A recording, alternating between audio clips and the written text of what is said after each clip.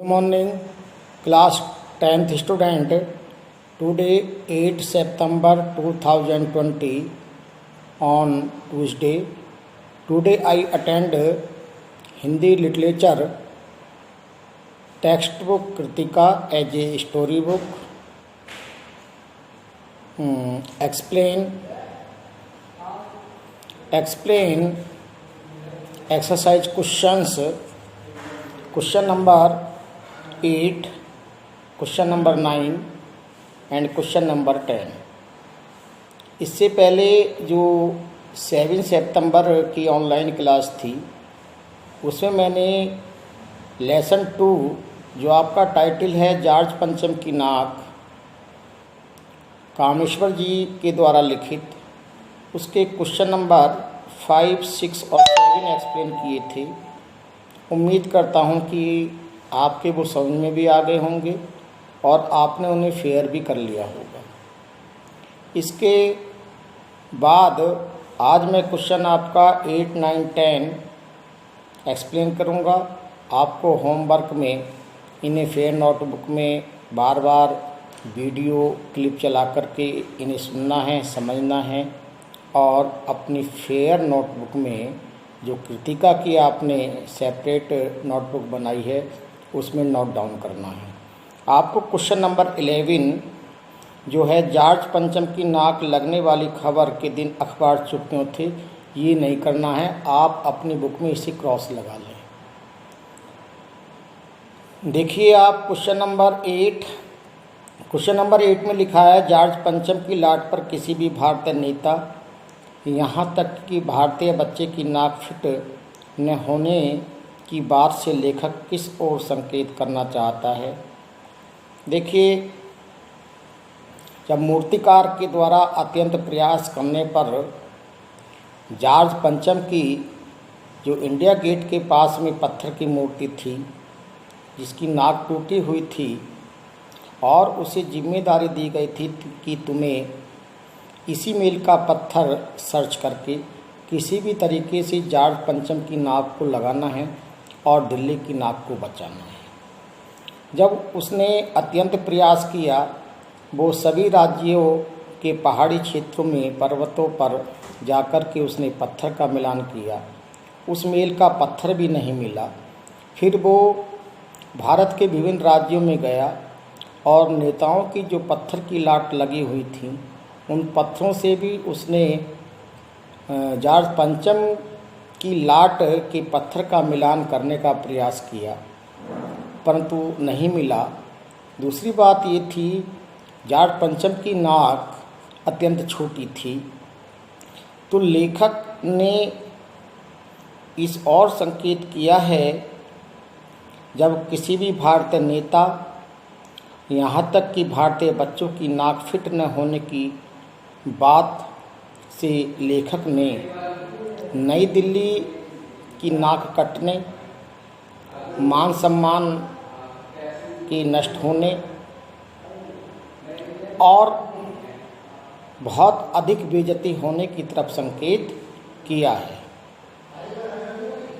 प्रत्येक व्यक्ति की अपनी इज्जत है, अपनी मान मर्यादा है, अपनी प्रतिष्ठा है।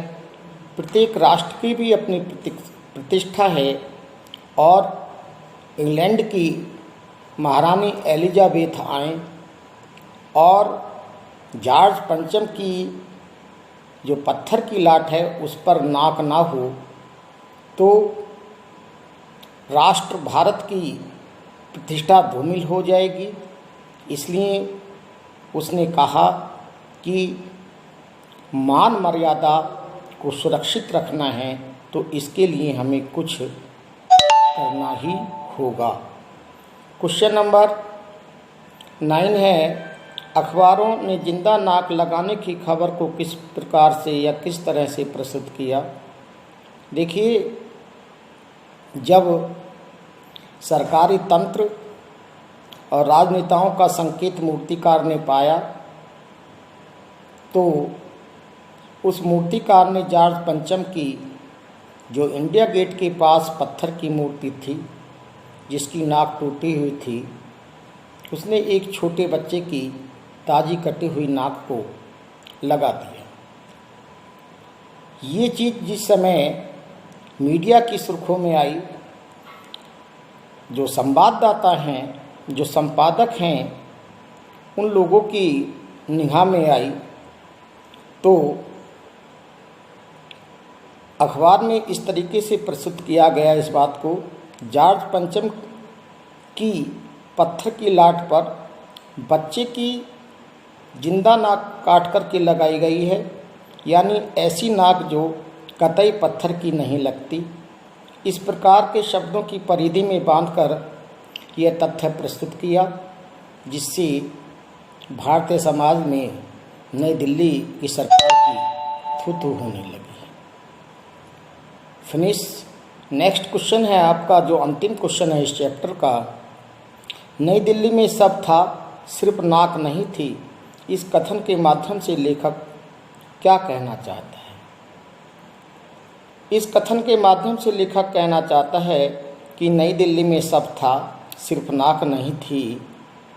नई दिल्ली में चारों ओर जो बड़ी बड़ी इमारतें थीं, जो बेशकीमती इमारतें थीं, उन सब पर धूल अटी हुई थी। कहीं कोई साफ सफाई की व्यवस्था भी नहीं थी।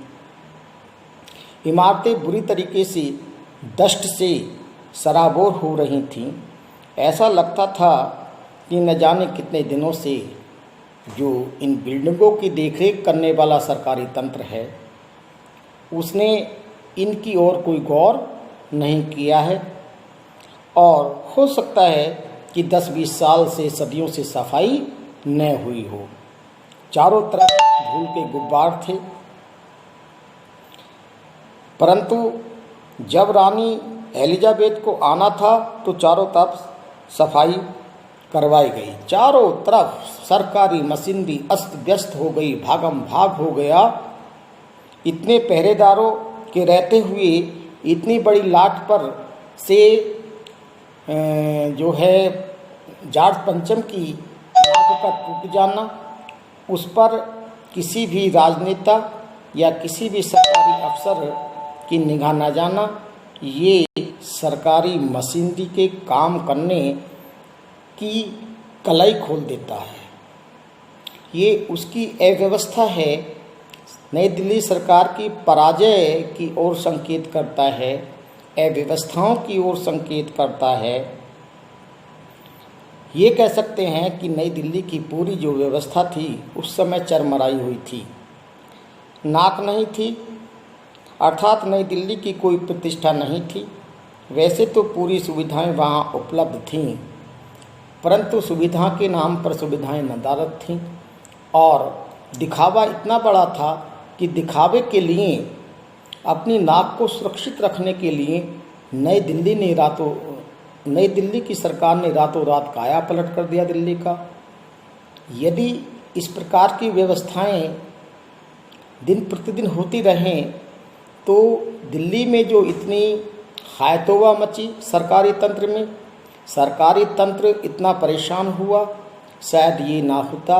और अखबारों में जो एक छोटे बच्चे की नाक काट करके लगाने का प्रकरण उभर के आया, जिससे हमारी सरकार की किरकिरी हुई, ये भी ना होता। ये आपके 3 क्वेश्चन थे। मैंने तीनों क्वेश्चनों को एक्सप्लेन कर दिया है। आप तीनों क्वेश्चनों को आज अपनी फेयर नोटबुक में नोट कर लेंगे। इन्हीं शब्दों के साथ मैं अपनी वाणी को विराम देता हूँ। जय हिंद, जय भारत।